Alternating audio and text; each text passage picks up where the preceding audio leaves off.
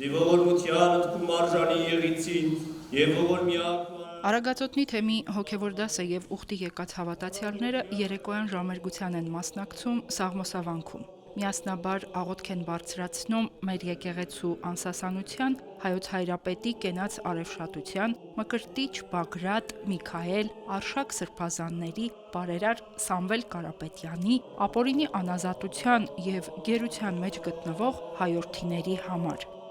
Ամեն հինգշաբթի անցկացվող ժամերգությունները կատարվում են թեմակալ առաջնորդ Մկրտիչ եպիսկոպոս Պրոշյանի օրհնությամբ։ Արդեն 3 ամիս Նուբարաշենի քրեակատարողական հիմնարկում գտնվող սրբազանի լիազորությունները վերապահված են վարչական խորհրդին, որի ատենապետը Շնորհք Աբեղա Պալոյանն է։ Հիշեցնենք, օրեր առաջ դատարանը 1 ամսով երկարաձգեց Մկրտիչ սրբազանի կալանքը։ Համակ ուշադրությամբ հետևում էի դատավարությանը, որովհետև սպասում եմ մեր սրբազանի ազատարձակմանը, որովհետև մենք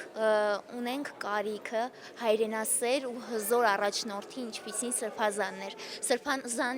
Սրբազանի ներկայությունը մեզ համար վստահություն ու ամրություն էր։ Թուլացած չենք, որովհետև սրբազանը մեզ դաստիարակել է, որ պիտի լինենք ուժեղ ցանկացած պարագայում։ Ստեղծված իրավիճակը մեր երկրում եւ եկեղեցու շուրջ, այն եկեղեցու, որի մեջ մենք ենք, այն հոգերական դասը, որի կողքին ենք եւ առանց որոնց մենք դժվար թե կարողանանք գտնել ճիշտ ճանապարհը, այս իրավիճակը բացական ազդեցություն է թողնում։ Եվ աղոթքս այսօր այս բան եւ մշտապես հայրենիքիս է նվիրված մեր եկեղեցում Մեհափարի գլխավորությամբ արշատություն իրեն թող գավազանը միշտ սաղկի եւ մեր հոգեվոր դասի համար, որ կարողանան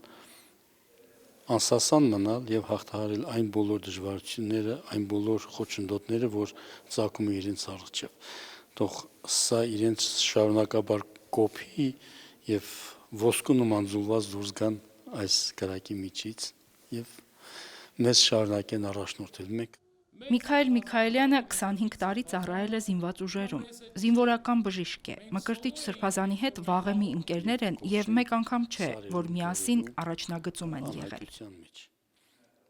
Սրբազանի հետ եղել ենք եւ ապրիլյանի ռազմաճակատներում։ Սրբազանի հետ եղել ենք եւ 44-օրյա այդ պատերազմի առաջնագծերում զինվորների կողքին եւ ես կարծես թե լուր աղոթքն էի լսում սրբազանի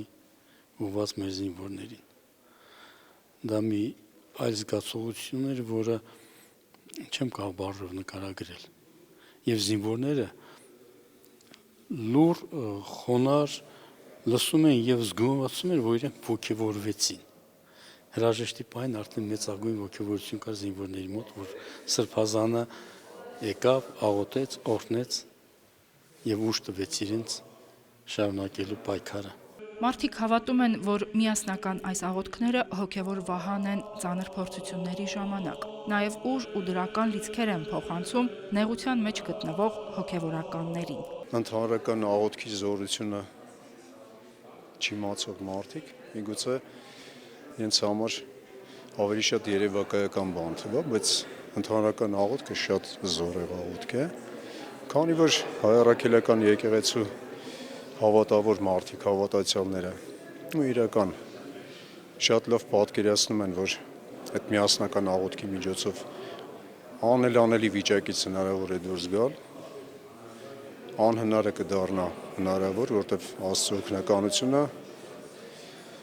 այնպիսի զորություն ունի, որ անպատկերացնել է անգամ։ Մենք վստահ ենք, որ նման աղոթները մեծ իներցիա կտան, այսինքն մեզ մի քանի քայլ առաջ կտանեն,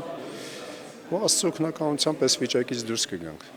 Փորձությունները շատ բնական են։ Քրիստոնյա մարդը շատ լավ հասկանում է, որ առանց փորձության կյանք չկա, ու փորձությունը զորացնում է։ Մեր եկեղեցու համար ծանր ու փորձություններով լի այս օրերին հոգևորականները հորդորում են չհուսահատվել, հիշել Սուրբ Հովհան Ոսկեբերանի խոսքերը։ Այսպիսին է եկեղեցու մեծությունը։ Երբ նրա դեմ հարձակվում են, նա հաղթում է։ Երբ նրա դեմ չարիք են ծրագրում, նա հաղթահարում է։ Ալեկոծությունների մեջ չի խորտակվում, հալածանքի ժամանակ փառավորվում, պայքարում անսասան է, ճակատամարտում անպարտելի։ Մարդու կյանքը լցված է լիոլի փորձություններով, մասնավորաբար հոգևոր դասի։ Սակայն գալիս է ավետարանը հաստատելու